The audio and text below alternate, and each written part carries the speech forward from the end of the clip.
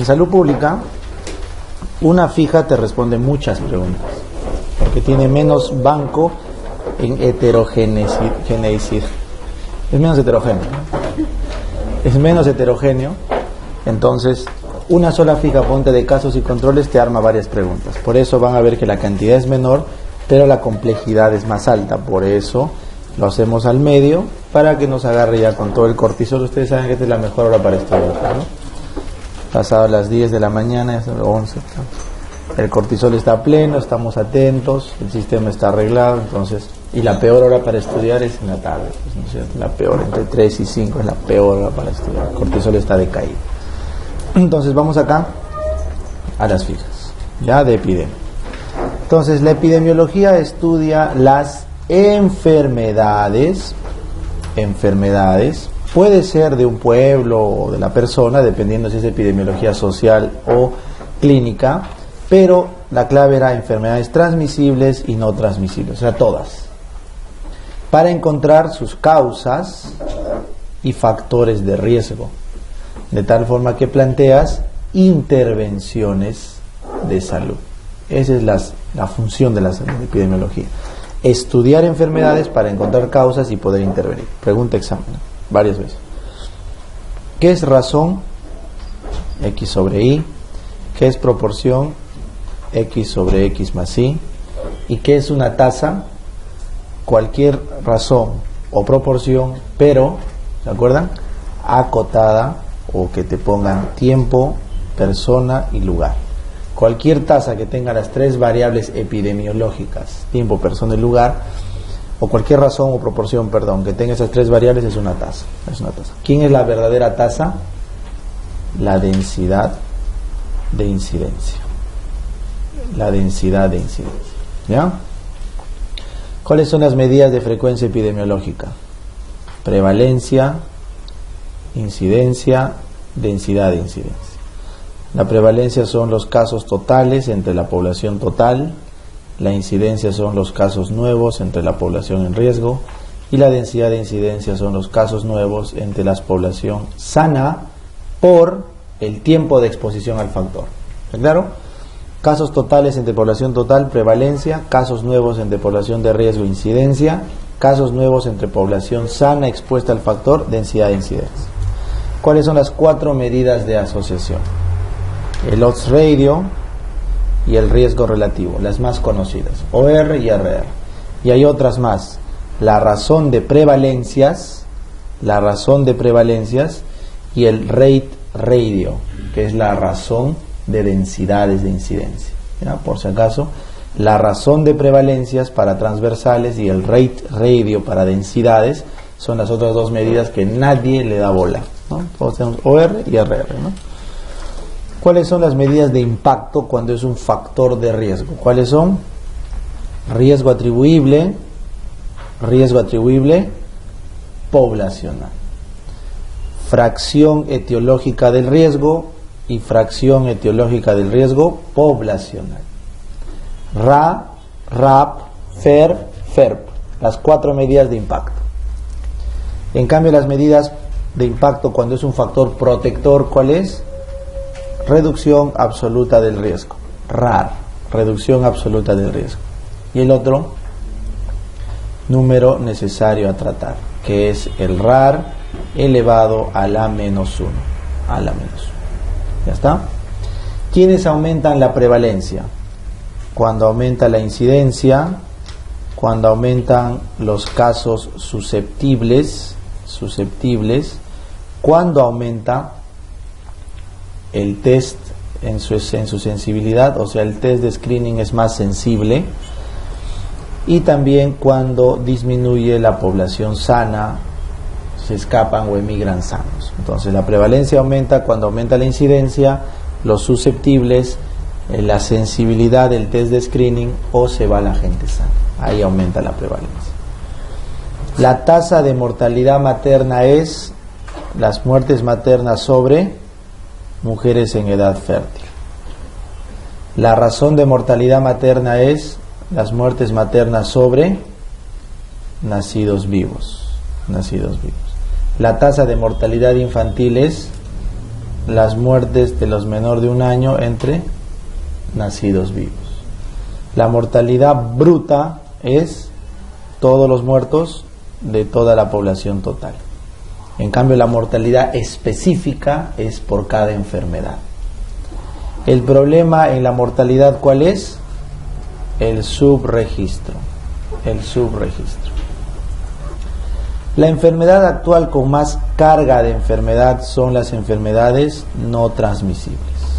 Las no transmisibles, según el estudio del 2012, son las que tienen mayor carga de enfermedad. ¿Ya? ¿Cuál es el criterio para estudiar de brotes? El criterio para estudio de brote lo mide ¿quién? ¿Quién mide el inicio del estudio de brote? Las tasas de ataque. Las tasas de ataque, que son una incidencia, es la medición del estudio de brote.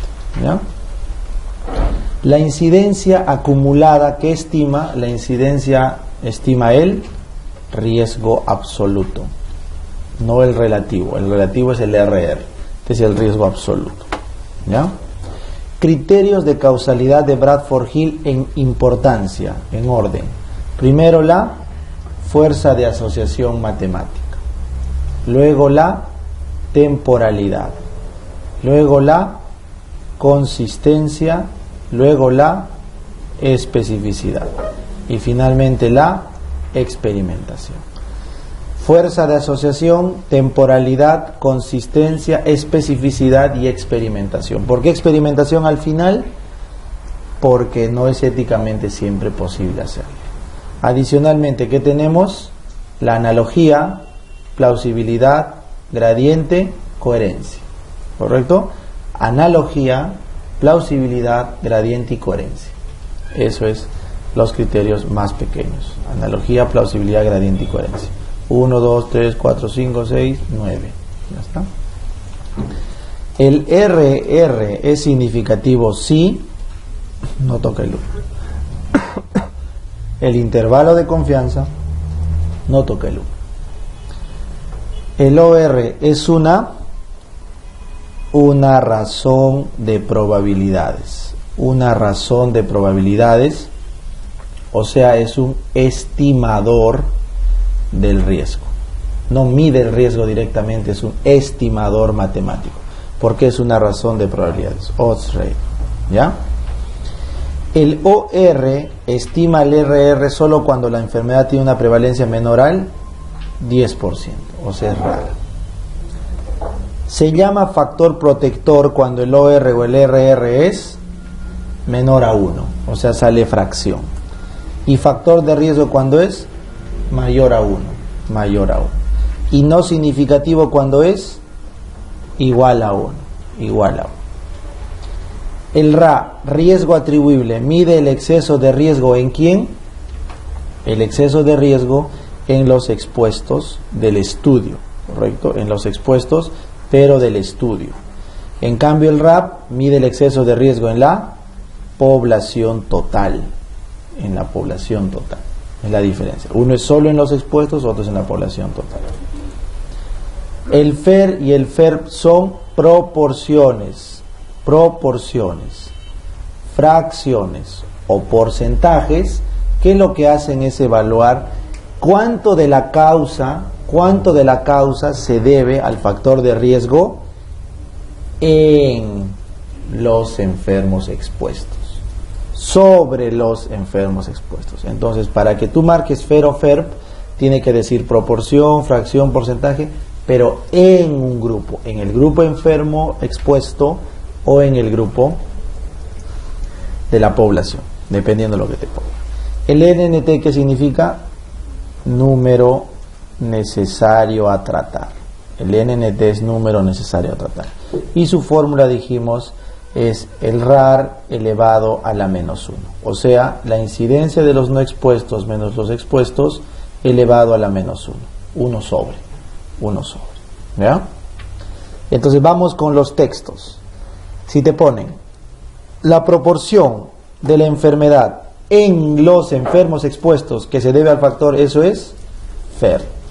Fracción etiológica del riesgo, que también se llama riesgo atribuible porcentual. Riesgo atribuible porcentual.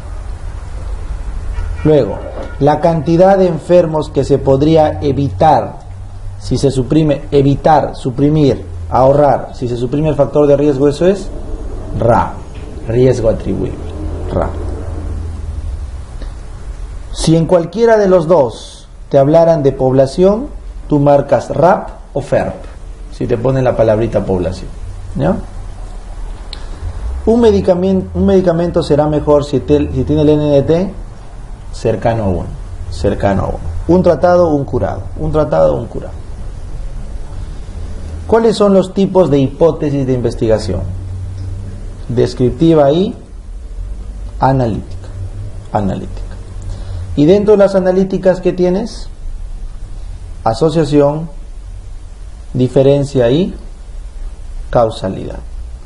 Asociación, diferencia y causalidad. Esa es la analítica. Los diseños según la medición temporal de la variable dependiente. ¿Cómo se dividen? Longitudinales, si se hace una medición a lo largo del tiempo, y transversales, si se hace una medición una sola vez en el tiempo. Según la fecha de inicio, la toma de datos puede ser retrospectivo, cuando se busca la información en el pasado, prospectivo, cuando se busca la información en el futuro, y ambispectivo, cuando se busca en ambos. ¿Ya? Según la asignación de la variable independiente, puede ser experimental, cuando se manipula la variable, o puede ser observacional, cuando no se manipula, solamente se observa a la variable independiente, no lo olvides, a la variable independiente. Según la finalidad de la hipótesis, correcto, según la finalidad de la hipótesis, se divide en descriptivo y analítico, igual que el tipo de hipótesis, descriptivo, analítico. Avanzamos. ¿Cuál es el estudio de mayor causalidad? Los analíticos, experimentales, verdaderos. Analítico, experimental, verdadero, es el de mayor causalidad. Pero solo se usa para tratamientos o estudios de pruebas diagnósticas. Solo para tratamiento y pruebas diagnósticas. ¿Debido a problemas de qué tipo? Éticos. Éticos. Los estudios experimentales de fármacos tienen una fase clínica y una fase preclínica. Y la fase clínica tiene a su vez 4 subfases. 4. La fase 1, ¿qué mide? Farmacocinética y los RAMS, los efectos adversos en corto plazo. ¿En qué pacientes? En personas o pacientes sanos. La fase 2, no se olviden, ¿qué mide? Farmacodinamia, o sea, la dosis efectiva 50. ¿Y eso en quién lo hace? En enfermos terminales. En enfermos terminales.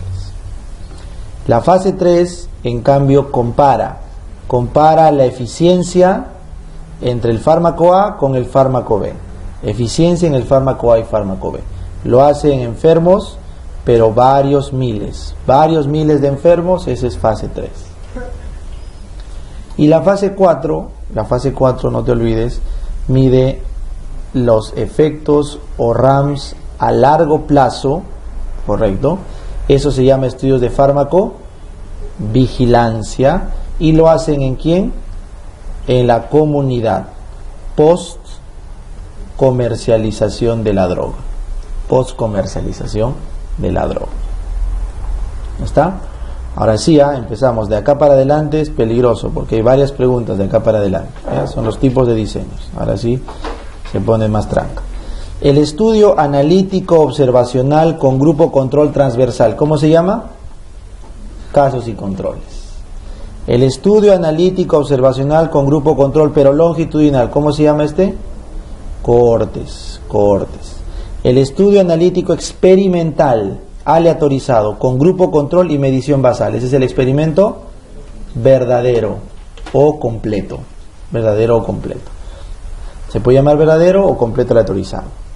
El estudio analítico experimental no aleatorizado, pero con grupo control y medición basal, se llama pseudo experimento o experimento falso. Muy bien.